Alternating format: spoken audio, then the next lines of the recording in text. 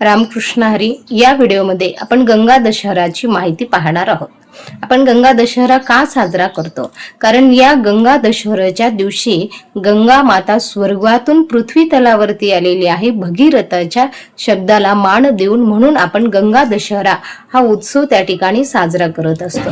हा उत्सव 10 दिवसाचा आहे. ज्येष्ठ शुक्ल प्रतिपदेपासून ज्येष्ठ शुक्ल दशमी पर्यंत हा उत्सव साजरा केला जातो. मग हा 10 दिवस उत्सव का साजरा करायचा? तर पौराणिक मान्यता अशी आहे की दशहरा म्हणजे 10 प्रकारच्या पापाचं हरण करणारा, म्हणून दशहरा असं त्याला म्हटलेलं आहे. हे 10 दिवस आपले 10 प्रकारचे पाप नष्ट करतो आणि 10 जन्माचं पाप नष्ट करतो अशी पौराणिक मान्यता असल्यामुळे 10 दिवस हा उत्सव साजरा केला जातो, ज्येष्ठ शुक्ल प्रतिपदा ते दशमी पर्यंत. मग रोज ज्यांना गंगा जवळ असेल त्यांनी रोज गंगे मातेमध्ये स्नान करायचे, गंगा मातेची आरती करायची, गंगा मातेला दीपक लावायचा आहे, गंध पुष्पाने गंगा मातेचं पूजन करायचे आणि गंगा मातेचं स्तोत्र म्हणायचे. अशा पद्धतीनं 10 दिवस आपण गंगा दशहरा साजरी करायचा आहे. आणि ज्या दिवशी ज्येष्ठ शुक्ल दशमी आहे त्या दिवशी तो गंगा दशहरेचा मुख्य दिवस असेल. कारण ज्येष्ठ शुक्ल दशमीला गंगा स्वर्गातून पृथ्वी तलावरती आलेली आहे भगीरथाच्या शब्दाला मान देऊन. मग काय आहे त्याची आख्यायिका? का भगीरथाने गंगेला पृथ्वी तलावर बोललं, त्याचं काय कारण आहे? त्याची पौराणिक कथा अशी आहे. भागवतामध्येही 9व्या स्कंदामध्ये याचं वर्णन आलेलं आहे.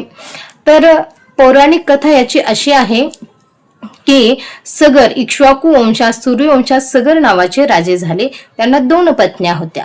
एकीचं नाव होतं सुमती आणि एकीचं नाव होतं केशिनी.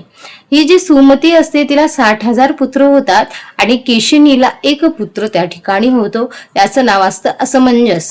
हा असमंजसाला 1 पुत्र होतो, त्याचं नाव असतं अंशुमान. एके दिवशी सगर यज्ञ करत असताना यज्ञाचा जो घोडा आहे तो घोडा त्या ठिकाणी इंद्र पळवून नेतो. इंद्राला भीती वाटते की याने जर यज्ञ केला तर कदाचित माझं स्वर्गाचं राज्य सगर घेईल, अशी भीती इंद्राला वाटते. इंद्राला त्याच्या पदाची चिंता पडते आणि म्हणून इंद्र यज्ञाचा घोडा पळवून नेतो. सगर आपल्या मुलांना पाठवतो शोधण्यासाठी. मुलं सर्वत्र पाहतात पण कुठेच त्यांना घोडा सापडत नाही आणि कपिलांच्या आश्रमामध्ये तो घोडा बांधलेला दिसतो. मग ती 60,000 सगरांची पुत्र कपिलांना बोलायला लागली, म्हणे हा चोरटा आहे, साधूचं रूप घेऊन बसलाय, या चोराने आमचा घोडा चोरलेला आहे. अशा पद्धतीनं काही न विचारता माहिती नसताना ते कपिल मुनींना बोलायला लागले. कपिलाने क्रोधाने पाहिलं आणि परिणाम असा झाला की सगराची 60,000 पुत्र जागेवर जळून भस्म झाली.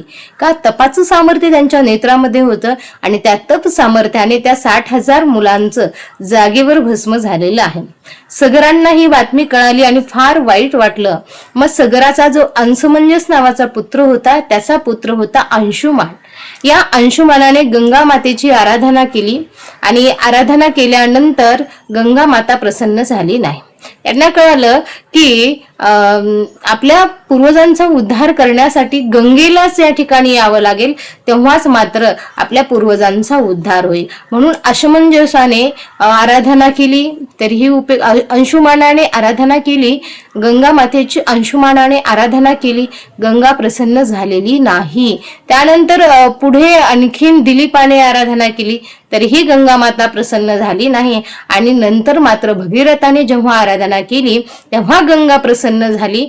गंगेनं सांगितलं मी पृथ्वी तलावर येईल, परंतु माझा वेग सहन करणारं कोणीही नाही, फक्त भगवान शंकरच माझा वेग सहन करू शकतील, म्हणून तू त्यांना प्रसन्न करून घे, तेव्हा मी या पृथ्वी तलावर येईल. भगीरथाने शंकरांची आराधना केली. शिवजी प्रसन्न झाले आणि सांगितलं प्रभू तुमच्या जटेमध्ये गंगेला स्थान द्या आणि तिथून थोडीशी धारा तुम्ही या पृथ्वी तलावर सोडा, माझ्या पूर्वजांचा मला उद्धार करायचा आहे.